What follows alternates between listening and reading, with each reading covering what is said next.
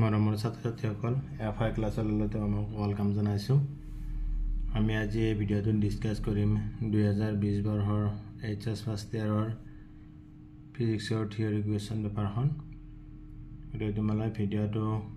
শেষলৈকে স্কিপ নকৰাকৈ চাই থাকিবা আৰু চেনেলটো ছাবস্ক্ৰাইব কৰিবলৈ নাপাহৰিবা। আমি আৰম্ভ কৰোঁ আজিৰ এই ভিডিঅ'টো। আমাৰ এখন 2020 চনৰ ফিজিক্সৰ পেপাৰ। গতিকে আমাৰ প্ৰথম প্ৰশ্নটো আছে, তলত দিয়া প্ৰশ্নসমূহৰ অতি চমুকৈ উত্তৰ দিয়া। আমাৰ এ নম্বৰ প্ৰশ্নটো দিয়া আছে, what is mean by position vector of a point? বিন্দু এটাৰ অৱস্থান ভেক্টৰ বুলিলে কি বুজা? এই প্ৰশ্নটোৰ উত্তৰটো কেনেধৰণৰ হ'ব যে আমাৰ কোনো এখন সমতলত মূলবিন্দুৰ পৰাই কোনো এটা নিৰ্দিষ্ট বিন্দুৰ অৱস্থান বুজাৰ কাৰণে যিটো ভেক্টৰ ব্যৱহাৰ কৰা হয় সেইটো আমাৰ কি বুলি কোৱা হয়? বিন্দুটোৰ অৱস্থান ভেক্টৰ বুলি কোৱা হয়। ফৰ এক্সাম্পল চোৱা, তোমালোকে সাপোজ এখন সমতল, এইটো মূলবিন্দু, ইয়াত এটা পইণ্ট আছে পি। এতিয়া আমি এইটো এনেদৰে বুজো, এই আৰ, এইটোকে তোমাৰ কি বুলি কোৱা হ'ব? ইয়াত অ' পি কি হ'ব? অৱস্থান ভেক্টৰ হ'ব পি বিন্দুটোৰ কাৰণে। এনেকৈ লিখি দিলে হৈ যাব। নেক্সট তোমাৰ বি নম্বৰ কুৱেশ্যনটো আছে, একৰ্ডিং টু ভিটিক graph why the acceleration of a body along OA graph is greater than along OB graph? কি কোৱা আছে? চিত্ৰৰ বেগসমূহৰ লেখমতে বস্তু এটাৰ ত্বৰণ OB লেখতকৈ OA লেখেৰ বেছি হোৱাৰ কাৰণ। তোমাক চোৱা, এটা গ্ৰাফ দিছে, OB এডাল লেখ আৰু OA এডাল লেখ। ইয়াত চোৱা আমাৰ OA লেখৰ ত্বৰণটো OBতকৈ বেছি কিয় সুধিছে। চোৱা আমাৰ OA লেখডালত তোমাৰ কি হৈছে? বেগটো বেছি আছে। গতিকে বেগটো বেছি হোৱাৰ লগে লগে তোমাৰ ত্বৰণৰ মানটো বেছি হৈ যাব, কাৰণ আমি জানো ত্বৰণ A = V/T। সেইকাৰণে তোমাৰ বেগ বেছি, OA লেখডালত বেগটো বেছি আছে, গতিকে আমাৰ বেগটো বেছি হোৱাৰ কাৰণে ত্বৰণৰ মানটো বেছি হ'ব। নেক্সট তোমাৰ চি নম্বৰ কুৱেশ্যনটো আছে, জেডত থকা আপেক্ষিক ত্ৰুটি উলিওৱা যদি Z = a⁴ b⁴1/3 divided by c into d⁵3/2। এইটো কুৱেশ্যন আমি ইয়াৰ আগৰ 2018 চনৰ পেপাৰখন আলোচনা কৰোঁতে এইটো কৰিছোঁ। গতিকে এইটো কিতাপতো আছে, ডাইৰেক্ট তাৰ পৰা লিখিব পাৰিবা। নেক্সট তোমাৰ ডি নম্বৰটো আছে, how are stationery wave formed? স্থায়ী তৰংগ কেনেকৈ উৎপন্ন হয়? এতিয়া চোৱা, আমাৰ যেতিয়া আমাৰ দুটা তৰংগ পৰস্পৰ বিপৰীত মুখৰ পৰা গতি কৰে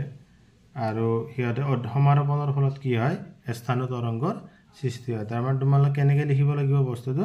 যে দুটা পৰস্পৰ বিপৰীতমুখী গতি কৰা সদৃশ তৰংগৰ সমাৰোপণ ঘটি স্থানীয় তৰংগৰ সৃষ্টি হয়। ইয়াৰ পিছৰ প্ৰশ্নটো আছে তোমালোকৰ, হাউ ডাজ সাৰফেচ টেনশ্যন ভেৰি উইথ ৰাইজ অফ টেম্পাৰেচাৰ? পৃষ্ঠটানৰ ওপৰত উষ্ণতাৰ প্ৰভাৱ কি? সেইটো চোৱা, উষ্ণতা বৃদ্ধি হ'লে আমাৰ কি হয়? পৃষ্ঠটানৰ মানটো হ্ৰাস হৈ যায়। ইয়াৰ পিছৰ প্ৰশ্নটো তোমালোকৰ আছে, state the first law of thermodynamics? তাপগতি বিজ্ঞানৰ প্ৰথম সূত্ৰটো লিখা। এই সূত্ৰটো আমাৰ কি আছিল? Delta Q equal delta U plus delta W. এইটো লিখিব লাগিব কেনেধৰণৰ,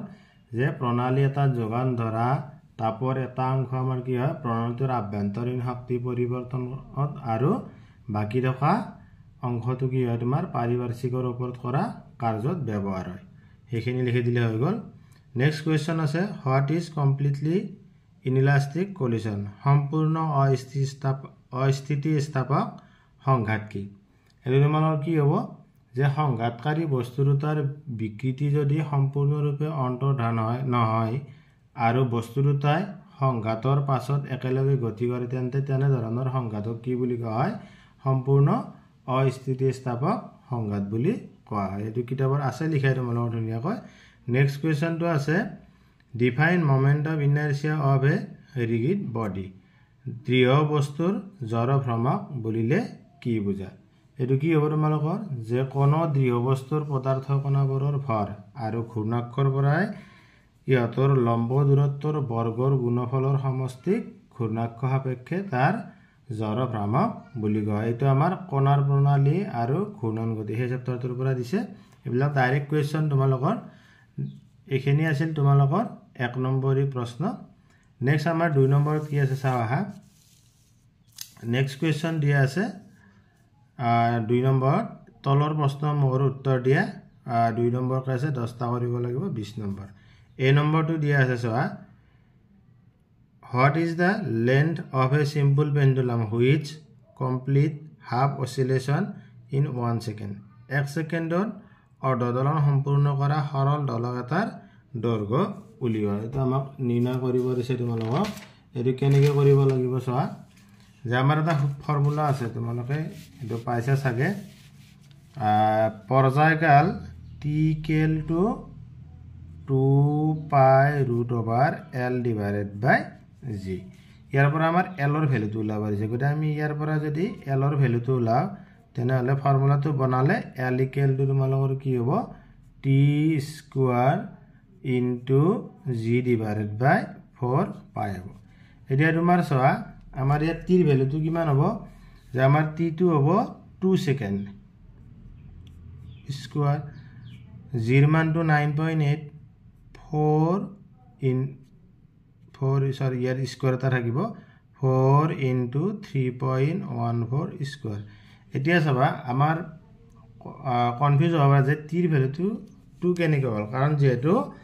1 সেকেন্ডত দলনটোৰ আধা সম্পূৰ্ণ হয় গতিকে সম্পূৰ্ণতা দলন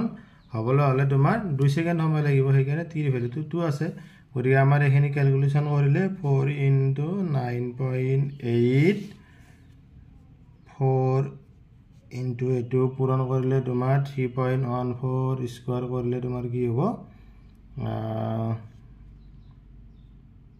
এখানে আইব তোমাৰ 9.8 এটো ক্যান্সেল যাব আৰ গলে নেক্সট এটো ক্যান্সেল হ'ল গো তোমাৰ থাকিল কিমান 1 মিটাৰ গতিকে আমাৰ দলকটোৰ দৈৰ্ঘ্য কিমান হ'ব 1 মিটাৰ হ'ব নেক্সট আমাৰ কোৱেশ্চনটো কি আছে চাও হা নেক্সট কোৱেশ্চনটো আছে বি নাম্বাৰটো state কেপলাৰছ law of planetary motion গ্ৰহৰ গতি সম্পৰ্কীয় কেপলাৰৰ সূত্ৰ কেইটা লিখা গতি আমাৰ কেপলাৰৰ সূত্ৰ তোমাৰ এটো মহাকৰ্ষণ চেপ্টাৰটোৰ পৰা তাতে আমাৰ আৰম্ভণিতে আছে তিনিটা আছিল কেপলাৰৰ সূত্ৰ গ্ৰহ বিষয়ক এটা আছিল কক্ষপথৰ সূত্ৰটো আছিল যে সকলো গ্ৰহই উপবৃত্তাকাৰ কক্ষপথৰে সূৰ্যক প্ৰদক্ষিণ কৰে আৰু সূৰ্যটো এনে কক্ষপথৰ এটা নাভিত অৱস্থান কৰে তাৰ পিছত আমাৰ 2 নম্বৰটো আছিল ক্ষেত্ৰফলৰ সূত্ৰটো হৈছে সূৰ্যৰ পৰা গ্ৰহলৈ টনা ব্যাসাৰ্ধ ভেক্টৰে সমান সমান সময়ৰ অন্তৰালত কি কৰে সমান সমান ক্ষেত্ৰফল অতিক্ৰম কৰে নেক্সট তোমাৰ এটা আছিল কালৰ সূত্ৰ হেতু আছিল তোমাৰ গ্ৰহৰ প্ৰদক্ষিণ কালৰ বৰ্গ গ্ৰহৰ উপবৃত্তাকাৰ কক্ষপথৰ অৰ্ধমুখ্য অক্ষৰ ঘনফলৰ সমানুপাতিক গতিকে এই তিনটা লিখি দিলে তোমালোকৰ হৈ যাব নেক্সট তোমালোকৰ সি নাম্বাৰটো আছে চ পৰ্যায়কাল আৰু কম্পনাঙ্কৰ সংজ্ঞা লিখা ৰাশি দুটাৰ মাজৰ সম্পৰ্ক দেখুৱা গতিকে আমাৰ এটো পৰ্যায়কাল আৰু কম্পনাঙ্কৰ সংজ্ঞাটো নিশ্চয় জানাই তোমালোকে এটো ক্লাস 9 তো আছে এনেকৈ দল পৰ্যায়কাল আৰু কম্পনাঙ্ক কি আছিল পৰ্যায়কাল যে দলনতা সম্পূৰ্ণ কৰিবলৈ প্ৰয়োজনীয় সময়ক কি বুলি কোৱা হয় তাৰ পৰ্যায়কাল বলে কম্পনাঙ্কটো হৈছে কি যে প্ৰতি সেকেন্ডৰ সম্পূৰ্ণ হোৱা দলনৰ সংখ্যা কম্পনাঙ্ক বলে আৰু দুটাৰ মাজৰ ৰিলেশনটো তোমালোকৰ কি আছিল নিউ ইকুৱেল টু 1/t গতিকে এখিনি লিখি দিলে হৈ যাব নেক্সট 2 নম্বৰটো দিছে ঘৰ্ষণ কাক বলে ঘৰ্ষণৰ সূত্ৰবোৰ লিখা এতিয়া চোৱা এনে আমি ঘৰ্ষণ জানো যে দুটা বস্তুৰ খনিকে কি বুলি কোৱা হয় ঘৰ্ষণ বুলি কোৱা হয় কথা হল আমাৰ এতিয়া ডেফিনিশন আকাৰত যদি লিখিব লাগে ঘৰ্ষণ কাক বলা হয় তেনেহলে কেনেকৈ লিখিব লাগিব তোমালোকে যে পৰস্পৰ সংস্পৰ্শত থকা দুখন পৃষ্ঠৰ মাজৰ আপেক্ষিক গতিৰ বিৰোধী বলক ঘৰ্ষণ বুলি কোৱা হয় তাৰপিছত তোমালোকৰ ইয়াত কি কোৱা হৈছে যে ঘৰ্ষণৰ সূত্ৰবোৰ লিখব দিছে যে ঘৰ্ষণৰ সূত্ৰ কি যে ঘৰ্ষণৰ মান পৃষ্ঠ দুখনত ক্ৰিয়া কৰা অবিলম্ব প্ৰতিক্ৰিয়া বলৰ সমানুপাতিক আৰু 2 নম্বৰটো হ'ব যে ঘৰ্ষণৰ মান পৃষ্ঠকালি বা বেগৰ ওপৰত নিৰ্ভৰ নকৰে নেক্সট ইয়াৰ লগত এটা অডি দিছে চাও তোমালোকে যে ঘাত বলৰ সংজ্ঞা লিখা define impulse of force so that the impulse of a force on a body is equal to change in its momentum ঘাত বলৰ সংজ্ঞা লিখবা দিছে দেখি তোমাৰ দেখুৱাবা দিছে যে কোন বস্তুৰ ওপৰত ক্ৰিয়া কৰা ঘাত বল বস্তুটোৰ ভৰবেগৰ পৰিৱৰ্তনৰ সমান আমাৰ বলৰ ঘাত বা ঘাত বল কি আছিল যে বল আৰু বলে ক্ৰিয়া কৰা সময়ৰ পূৰণফলক কি বুলি কোৱা হয় বলৰ ঘাত বা ঘাত বল বুলি কয় এতিয়া নেক্সট আমাৰ যিখিনি প্ৰুফ কৰিব দিছে আমাৰ দেখাব দিছে যে ঘাত বল ভৰবেগৰ পৰিৱৰ্তনৰ সমান এতিয়া চাবা এখিনি কেনেকৈ কৰিব লাগিব যে নিউটনছ লৰ পৰা আমি গম পাওঁ কি গম পাওঁ F equal to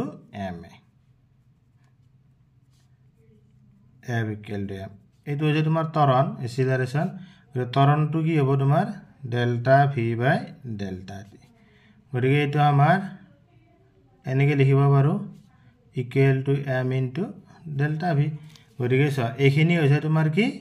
বল পূৰণ সময় গতিকে এইটো বলৰ ঘাত বা ঘাত বল আৰু এতে ভৰ আৰু বেগ ভৰ আৰু বেগৰ পৰিৱৰ্তন গতিকে ভৰ বেগৰ পৰিৱৰ্তন ভৰ বেগৰ পৰিৱৰ্তন গতিকে আমাৰ হৈ গ'ল এইখিনি কৰি দিলে হৈ যাব তোমালোকৰ নেক্সট কি আছে চাৱা নেক্সট এটা নিউমেৰিকেল প্ৰবলেম দিছে চোৱা what is the pressure inside the drop of mercury of radius 3.00 mm at room temperature surface tension of mercury at that temperature is 4.65 into 10 to the power minus 1 newton per meter the atmospheric pressure is 1.2 dia ase also give the excess pressure inside the drop ki go ase কোঠাৰ উষ্ণতাত থকা ইমা 3 mm বেহাৰধৰ পাৰাৰ তপাল এটাৰ ভিতৰত চাপ কিমান কোঠাৰ উষ্ণতাত পাৰাৰ পৃষ্ঠটানৰ মানটো দিয়া আছে বায়ুমণ্ডলীয় চাপ দিয়া আছে তপালটোৰ ভিতৰত উপৰেঞ্চি চাপৰ মান উলিওৱা গতিকে তোমাৰ প্ৰথম কথাটো এটো কি কেনেকৈ কৰিব লাগিব আমাৰ দিয়া থাকাখিনি পাতি লোৱা আমাৰ ইয়া দিয়া আছে পৃষ্ঠটান তোমার T surface tension equal to তোমার কিমান দিয়া আছে 4.65 into 10 to the power minus 1 তোমার নিউটন পার মিটার দিয়া আছে তার পিছত তোমার রেডিয়াস দিয়া আছে 3 mm equal to 3.10 to the power minus 3 metre এতিয়া চোৱা প্ৰথমতে আমাক উলিয়াব দিছে ভিতৰৰ চাপ উলাব দিছে গতিকে ভিতৰৰ চাপ উলাব লাগিলে তোমাৰ এটো তোমাৰ চোৱা আমাৰ এটা ফৰ্মুলা আছে p আমাৰ ইনসাইড i দিলো এটো আছে 2s divided by r গতিকে ভিতৰৰ সৰি ইয়াত পিস্তৰানটো t বুলি লিখিছো গতিকে এটো t লিখিলে হল 2t divided by r এটো আমাৰ এক্সিস প্ৰেসাৰ যে অতিৰিক্ত চাপ উলাব তাৰ পৰা আছে এটো 2 into তোমাৰ 4.65 into 10 to the power minus 1 divided by 3 into 10 to the power minus 3 গতিকে তোমাৰ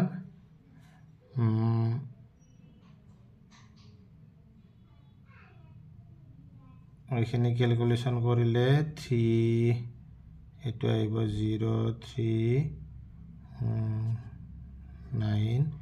into 10 to the power minus 1 3.10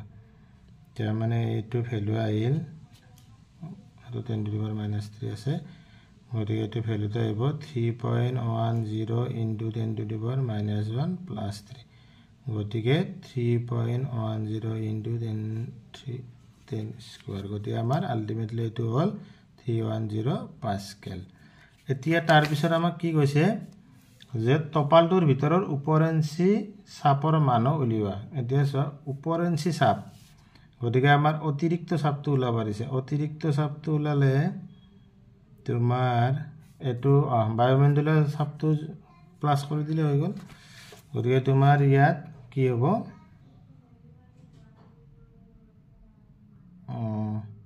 এটো বায়ুমণ্ডলীয় চাপৰ লগত প্লাস কৰি দিলে হল অতিৰিক্ত চাপ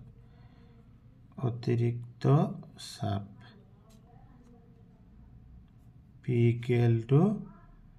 বায়ুমণ্ডলীয় চাপ প্লাস pi equal to এটো হল তোমাৰ 1.01 into 10 to the power 5 আছে প্লাস 310 এইখিনি তোমালোকৰ প্লাস কৰিলে এইটো হ'ব 1 0 1 0 0 0 প্লাছ 3 1 0 গতিকে তোমাৰ 1 0 1 3 1 0 বা এনেকৈ লিখিব পাৰোঁ আমি 1.013 into 10 to the power 5 Pascal এনেকৈ কৰি দিলে হৈ যাব মেথছটো নেক্সট আমাৰ F number দিয়া আছে I cap and J cap are unit vector along x and y axis respectively. What is the magnitude and direction of I cap plus J cap? X আৰু y অক্ষৰ দিশত I cap আৰু J cap একক vector হ'লে I cap plus J cap ভেক্টৰৰ মান আৰু দিশ নিৰ্ণয় কৰা এইটো সিম্পল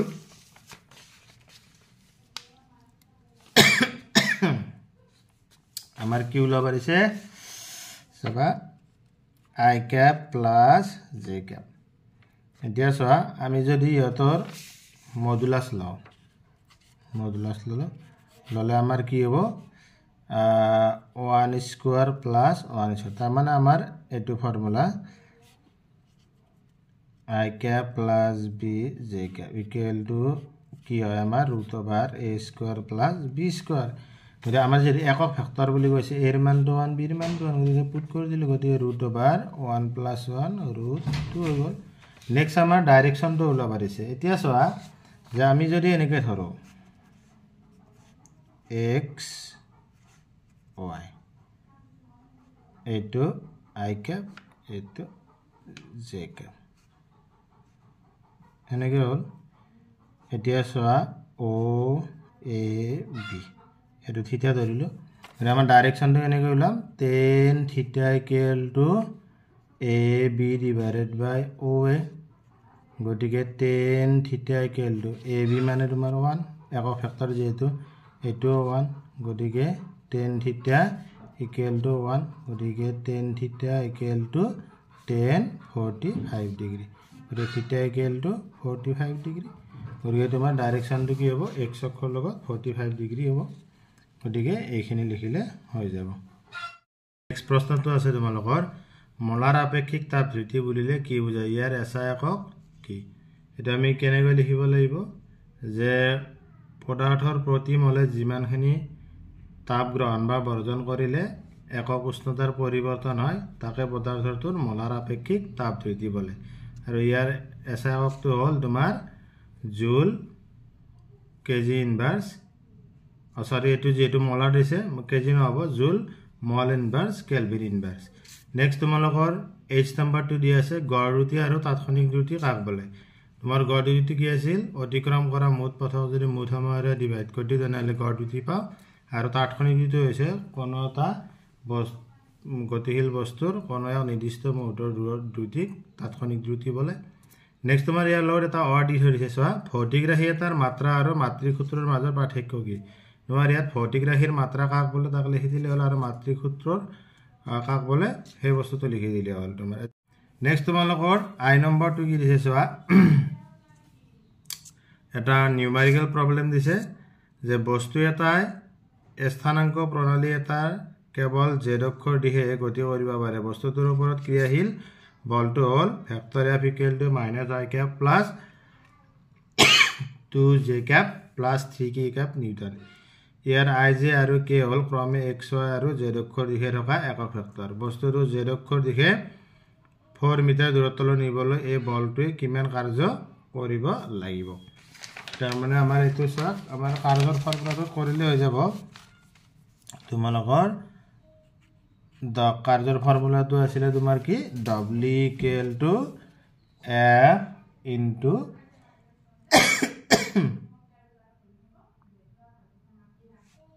S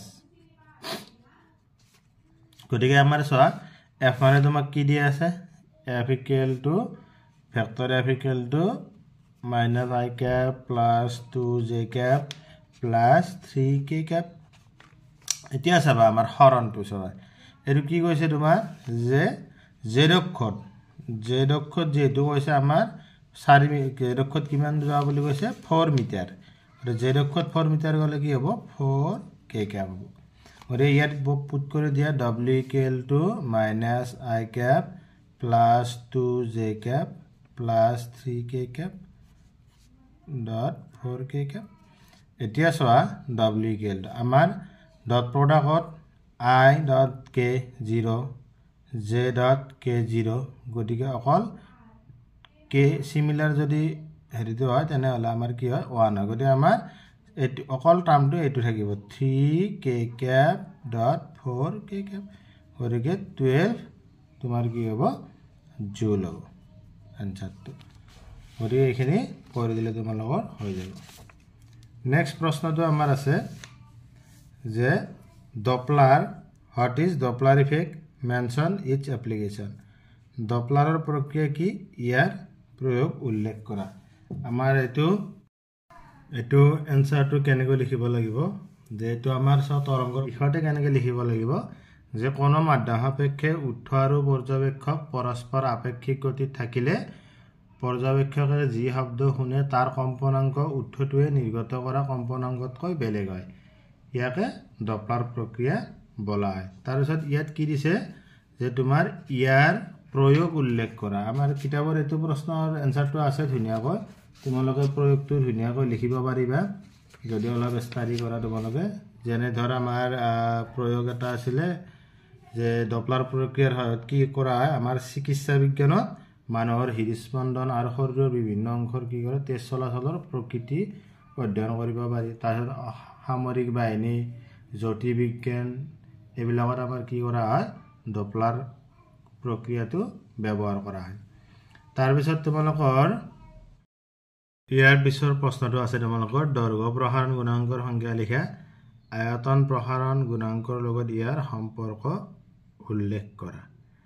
এতিয়া চোৱা তোমালোকৰ দৈৰ্ঘ্য প্ৰসাৰণ গুণাঙ্কটো কি আছিল যে আমাৰ একক উষ্ণতাৰ পাৰ্থক্যত কোনো পদাৰ্থৰ একক দৈৰ্ঘ্যৰ হোৱা প্ৰসাৰণক তাৰ দৈৰ্ঘ্য প্ৰসাৰণ গুণাঙ্ক বুলি কোৱা হয় আৰু আয়তন প্ৰসাৰণ গুণাঙ্কৰ লগত ইয়াৰ সম্পৰ্ক উল্লেখ কৰিব দিছে ইয়াৰ আমাৰ 1 নম্বৰ দিছে যেটো সম্পৰ্কটো লিখি দিলে হল যে আয়তন প্ৰসাৰণ গুণাঙ্ক আলফা v = 3 আলফা l তাৰ মানে